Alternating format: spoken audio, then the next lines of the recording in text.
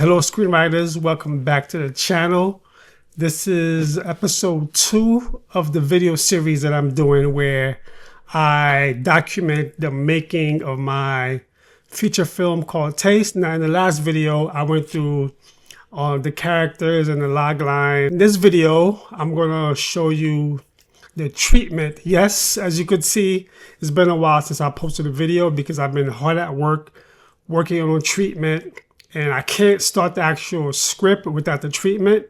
Before I get started, as you can see, I have my matcha over here. I made some matcha, and I'm gonna go on a quick rant. Living in California, there's so many great matcha cafes and options. Now, as I'm living in Canada, especially where I am right now, I'm having a hard time finding matcha places. You know, it's crazy. So I bought some matcha. I'm making my own matcha. It's not the same as the store or in California, but hey, you know what's interesting? When I lived in California, because before I moved to California, I lived in New York, and I used to complain about how there's no good pizza in California, right? And now I'm in Canada. You know what? As Prince says, right? Like, we're never satisfied. Anyway, all right, let's get started. I'm going to show y'all. I'm going to go into the Stratword website so I can show you the treatment. All right, let's get started. Now, as you can see right now, I'm in the page for the treatment, and which I already showed you guys all this already. And now, look, this is the treatment. As you can see, I have a beginning, you know, a middle, and yes, an ending. Yes, obviously I'm not going to read all this. Now, you may be asking how I came up with the treatment, right? Basically, what I did was, you know, first, I'm going to give you an example. The first scene where I had the main character in the studio, right? He's recording a song. Then after that, I'm like, okay, what's happening in the studio? Is there conflict?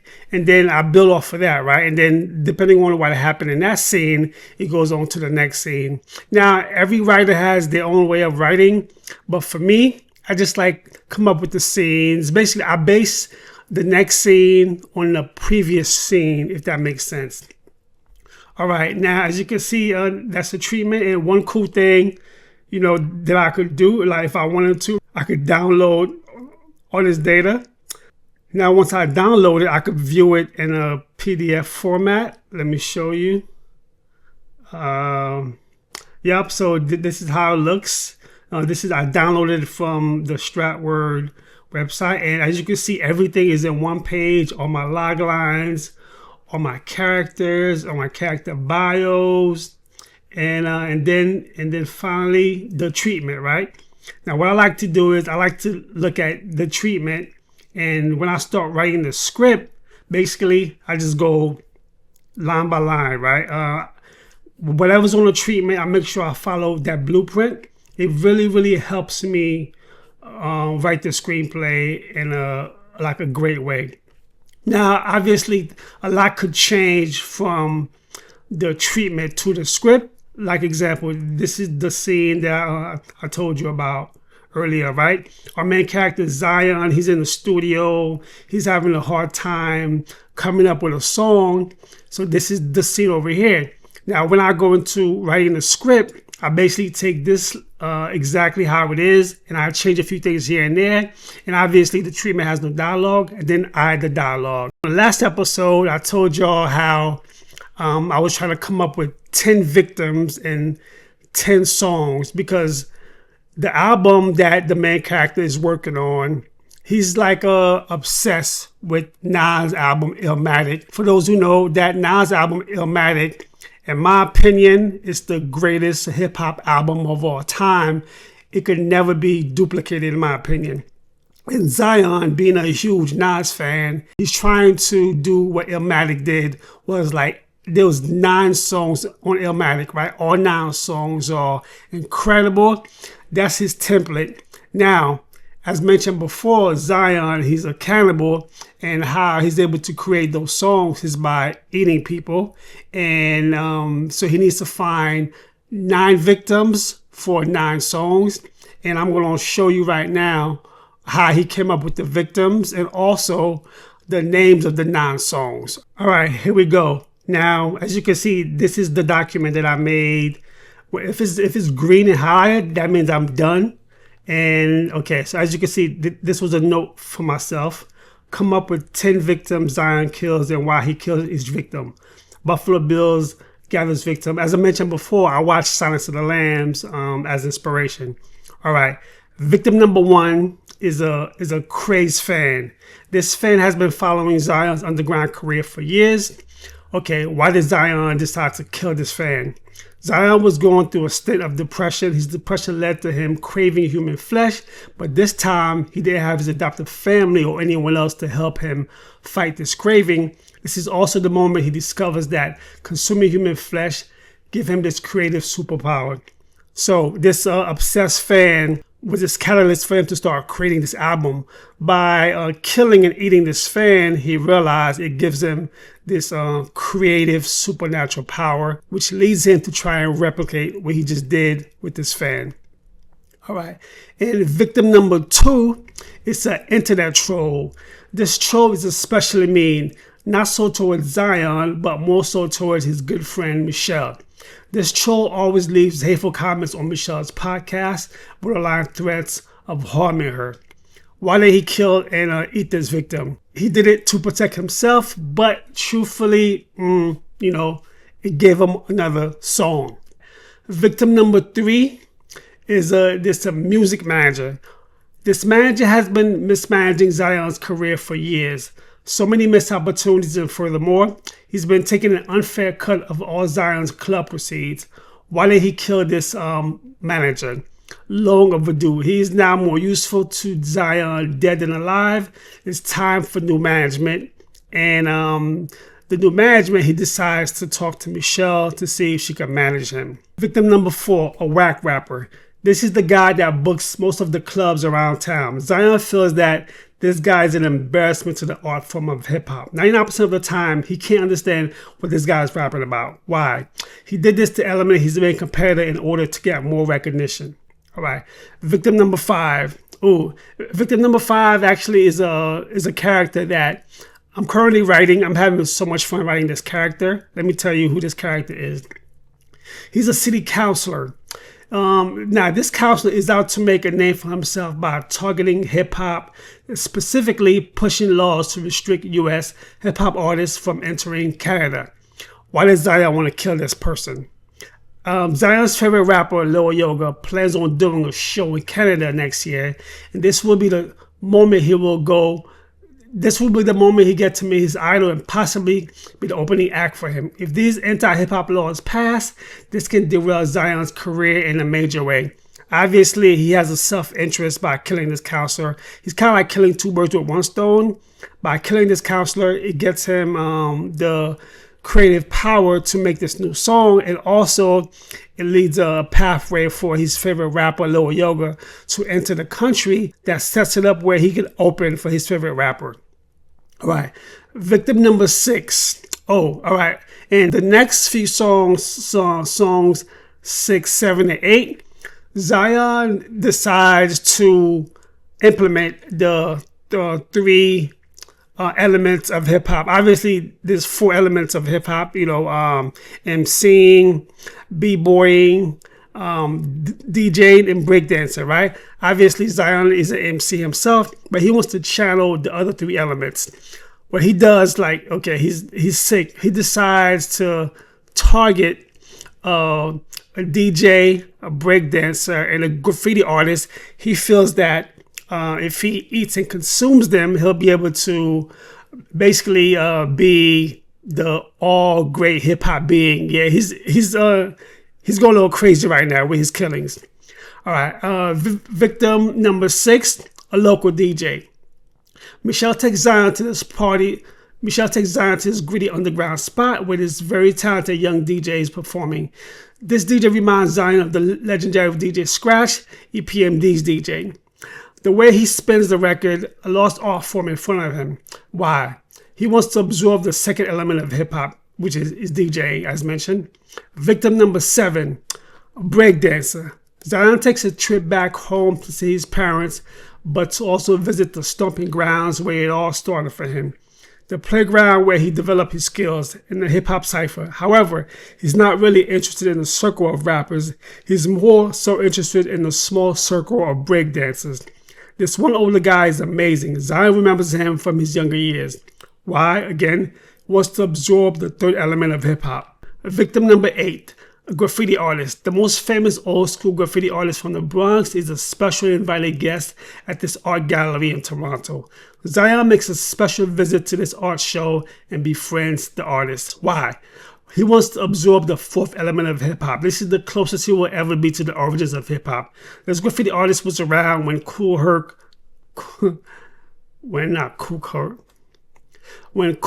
was around. Zion is literally eating a piece of hip-hop history. Again, I'm not going to show y'all who Victim 9 is because I want to keep that a little secret. So, all right. And now let's jump to the songs, right? Remember, Illmatic has 9 songs. 10 if you count the intro, but we'll get to that part later. I'm going to go through the 9 songs Zion created based off the victims, all right? And this is the note that I have for me.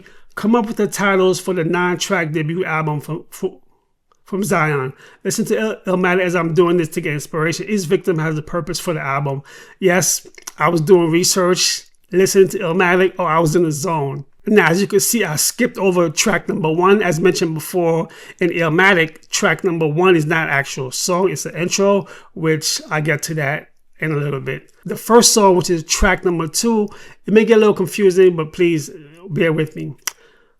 Track number 1, Ancestral Thoughts, meaning Zion felt that he had a spiritual connection with his ancestors when he consumed the flesh of his first victim, the Craze fan.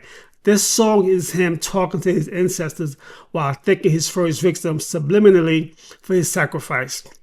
All right. Track number 2, Parasites, meaning this is the first victim where Zion begins to feel less guilty about killing the internet troll. In this song, Zion describes how humans can be parasitic beings who feeds off negative energy. Most victims who have a parasite typically can't do anything about it, and it takes someone looking out to spot this. The song further goes into how he can't be idle while someone he cares deeply about gets taken advantage of. Although he doesn't refer to Michelle by name, it's clear he's talking about her and that he would do anything to protect her from such parasites. Unbeknownst to Michelle or anyone else, he did take care of it. Track number 3, Back to Earth. The meaning, Zion is feeling a bit guilty after killing and eating his third victim, the shady music manager. So he justifies the killing by making a song about how everyone eventually is returned back to the earth as dust, the circle of life, using the animal kingdom as reference. For those who don't know any better, it appears as if he is referring to the animal kingdom, but a lot of the references are connected to how this manager would prey on the weak and how the manager eventually became prey himself. All right, track number 4, Survival of the Illest. This is his battle cry song. At this stage, most of the guilt about killing his victim has gone away. This kill is especially rewarding. He killed a major hip-hop competitor. This particular song showcases his hunger for fame and making it in the music business by any means necessary. He is going back to his underground battling roots. Only the strong survives. In this jungle called hip-hop, right now, he is the best rapper on this microphone and can nobody tell him otherwise. This song is an open invitation for anyone who thinks they are better than him to come after him, because he is coming after all rappers who are not strong enough to survive in the same space as him. On this particular song, he uses the phrase, "I eat MCs," as a rap metaphor, but we know the dark meaning behind it. Track number 5, Love Letter, Hip-Hop Gave Me. Meaning, at this stage, Zion has been a bit careless with his kill, and he has killed a high-profile individual, the city council. In this particular song, he sounds humble, less braggadocious. He tells the story how he discovers hip-hop from his humble beginnings of immigrant life in Nova Scotia. From not fitting in, struggling with depression, to finally finding meaning in life through hip-hop. He also emphasized hip-hop is something no one can take away from him.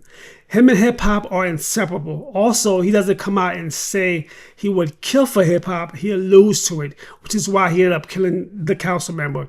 He saw him as a threat to the thing he loves the most in this world. He ends a song paying tribute to the 4 elements of hip-hop. Track number 6, the Bronx, meaning this song is a dedication to all the DJs, past to present, who made hip-hop what it is today. The Bronx is the birthplace of hip-hop, and he feels that all the previous DJs are now part of him, especially after killing and consuming his latest victim, the DJ.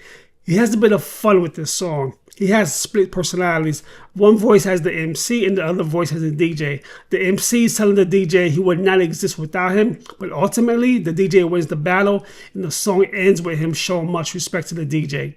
Track number 7, And You Don't Stop, meaning this is the only song where Zion switches up his style and flow.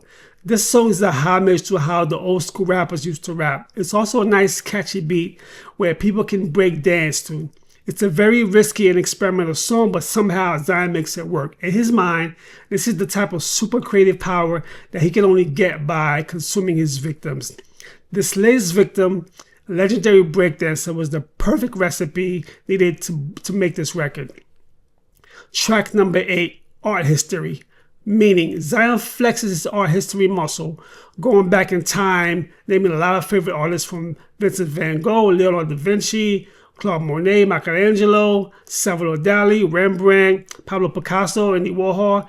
But in his opinion, none of them had the lasting impact as the one true artist, his latest victim, the graffiti artist, who was around at the birth of hip-hop. Zion lists the lasting impact this artist left on him in the world by verbalizing how graffiti can be found in every part of the world.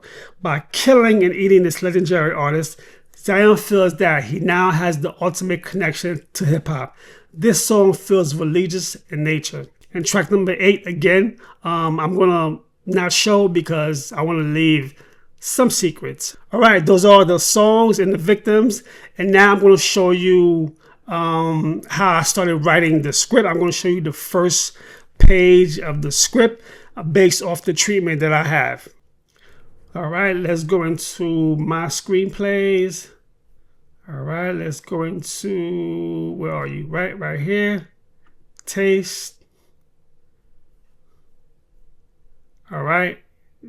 This is it over here. As you can see, that's I only have the one page. I just started writing the script yesterday, and hopefully the next video I do, the script will be done and I can talk about what the next steps are. Before I sign out, I do want to share some exciting news with the Stratword platform. We made some updates, which I'm excited about. I'm going to show you. The first update that we made was the recommended reading. As you can see now, it's in alphabetical order, where before it was just on the newest submission. Now it's in alphabetical order. And now what I love the most, it now has a search feature. Look at that.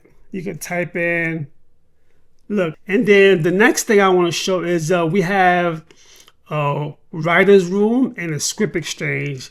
Let's go into the writer's room. The writer's room is where you can collaborate with other writers.